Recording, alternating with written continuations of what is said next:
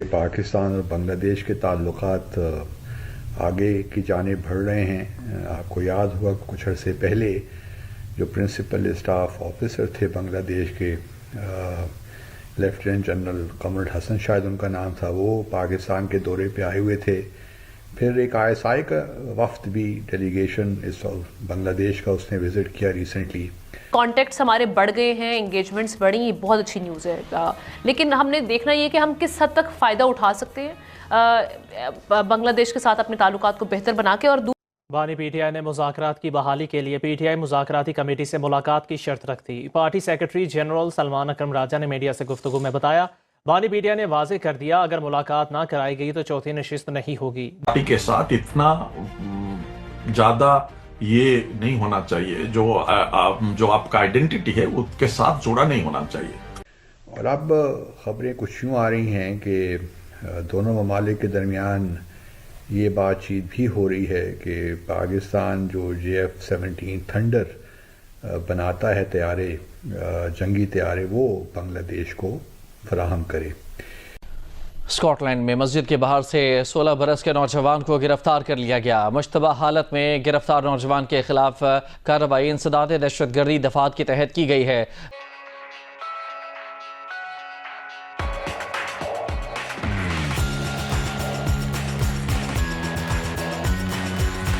یہ بڑی اچھی خبر ہے کیونکہ JF-17 گو کے شروع میں کافی اس کو پرابلمز ہوئے، لیکن بعد میں کچھ ایویونکس ہم نہیں لے پائے، پھر ہم نے رشیا سے لیے، فرانس سے پہلے لینے تھے، پھر رشیا سے لیے، تو اور بھی بہت سی مشکلات تھیں، لیکن ان تمام مشکلات کو عبور کرتے ہوئے JF-17 پاکستان نے بنا ہی لیا۔ یہ چائنا پاکستان کا مشترکہ ہمارا ایک جوائنٹ وینچر ہے۔ تو اب JF-17 بڑا زبردست طیارہ ہے جی، اور یہ طیارہ، اس کی بڑی خوبیاں ہیں، جہاں یہ جنگی مہارت رکھتا ہے، مینوربلٹی بڑی زیادہ ہے، وہاں سرویلنس کا بھی ہے، جو پے لوڈ ہے وہ بھی زیادہ کیری کر سکتا ہے۔ تو بہت سی اس کو لوگوں نے ویلکم کیا ہے اور سراہا ہے اس کو کہ بڑی زبردست یہ ایڈیشن ہے پاکستان کی۔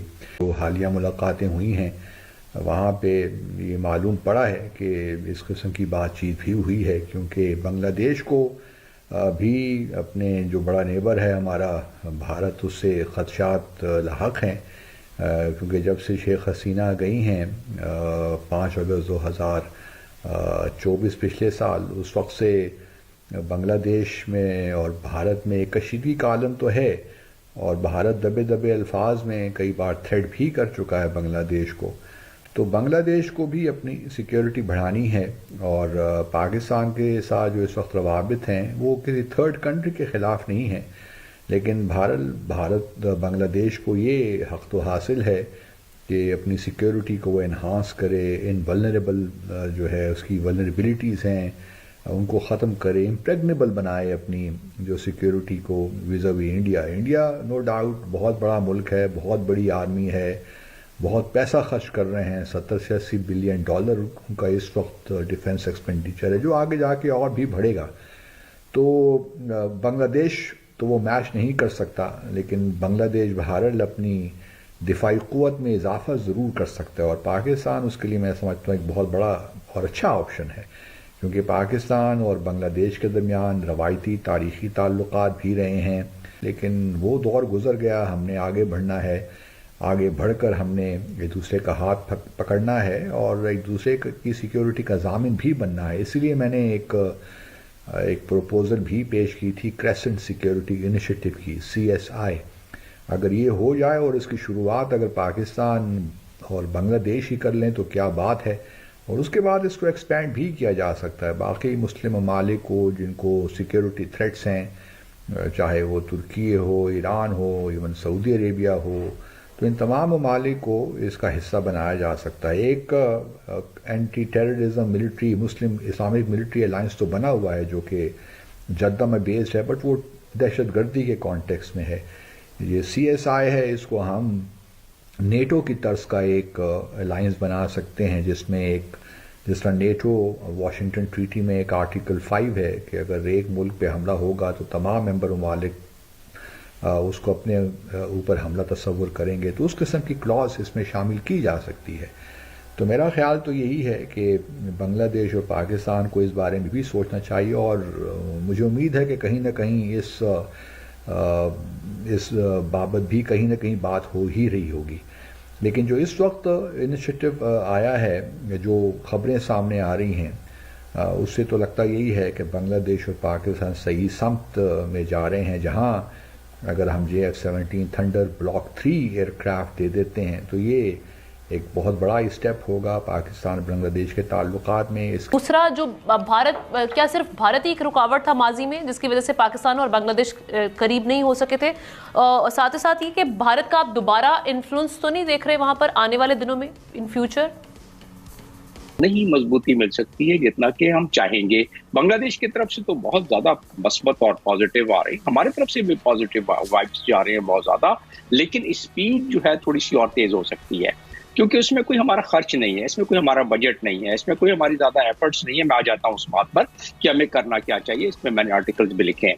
چلے اس کے بعد آتا ہے اس کا جیو پولیٹیکل تناظر. اس وقت یہ تینوں چیزیں بھارت کے علاوہ باقی دو چیزیں یہ ہمارے بہت بڑے فیور میں ہیں. اور وہ کس طرح ہے؟ ہسٹوریکل پرسپیکٹو اس کا یہ ہے کہ پاکستان بنانے میں قائد اعظم محمد علی جناح کے ساتھ جو قدم سے قدم ملا کے کھڑے ہوئے تھے لوگ، وہ بنگلہ دیش کے اکابرین تھے. یہ ان کی ہی اولادیں ہیں جو آج ترانہ بجا رہی ہیں بنگلہ میں پاکستان کا، پاک سرزمین کا. یہ وہاں بڑا عام ہوا ہے. تو اس کے بعد جیسے ہی یہ ایک ریولوشن آیا اور ڈاکٹر محمد یونس جب آئے ایز اے چیف کوآرڈینیٹر، اس کے بعد انہوں نے جنا ڈے منایا ہے اس کا. اچھا، اس سے کیا ظاہر ہوتا ہے؟ اس سے ظاہر یہ ہوتا ہے کہ یہ جو سیلیبریشن ہے یہ ایک استعارے ہیں کہ ان کی آل اولاد جن لوگوں نے یہ پاکستان بنایا ہے ان کے دلوں میں وہ جذبہ باقی ان کے ڈی این اے میں ہے. وہ تو جب ان کے ڈی این اے میں ہے یہ، اور وہ اب اتنا زیادہ اپنا ہاتھ آگے بڑھا رہے ہیں، اور ہم بھی پرائم منسٹر نے آپ نے دیکھ لیا کہ ان کے بیانات، اور پھر لیکن یہ FTA کو آگے بڑھانے میں ذرا اس میں تھوڑی سی اور چوبک دستی کرنی چاہیے، تھوڑی سی اور اس میں ہمیں ہمت کرنی چاہیے، تھوڑا اس میں زیادہ ہمیں توجہ دینی چاہیے. اسی طرح ڈبل ٹیکسیشن ہے، آپ کے یہاں آپ بیٹھے ہوئے ہیں، ڈبل ٹیکسیشن میں کوئی پیسے نہیں خرچ ہوتے ہیں، فائن کا ہے اور اس میں کوئی زیادہ اتنا سالو نہیں ہے. اسی طریقے سے بنگلہ دیش دیکھیں، ہمیں پذیرائی کرنی چاہیے کہ جن کو ہم زیادہ اتنی وہ نہیں سمجھتے تھے کہ وہ ترقی کر سکیں گے، کافی انہوں نے ترقی کی منزلیں حاصل کر لی ہیں اور ہمیں خوش ہونا چاہیے. تیسری چیز اس میں یہ ہے کہ وہاں کے جو پاکستان موومنٹ جب چلی تھی، خلافت موومنٹ چلی تھی، جب وہاں ایک فضل الحق، خواجہ نظام الدین، ان ساروں نے جب فریڈم موومنٹ میں حصہ لیا تھا، اس کے بعد جو فارمیشن ہوئی تھی، جب اینیورسری وغیرہ وہاں ہوئی تھی، وہ تمام کے تمام مسلم یونٹی کی بات ہوئی وہاں.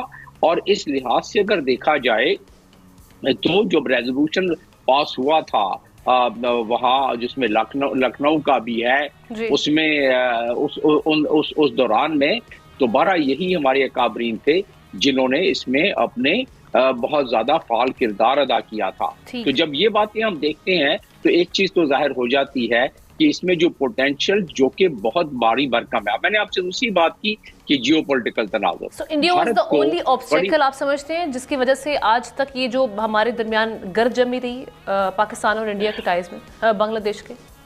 یقیناً دیکھیں، جب مفتی بانیوں کو آگے بڑھانے والا، ہتھیار پرووائڈ کرنے والا، ان کو دوام بخشنے والا، ان کو ساری اسٹریٹجک پلاننگ کرنے والا، پھر 16 سال تک انڈیا کے انٹیلیجنس وہ ان کے کہنے پر ان کے سیکٹری لگتے تھے.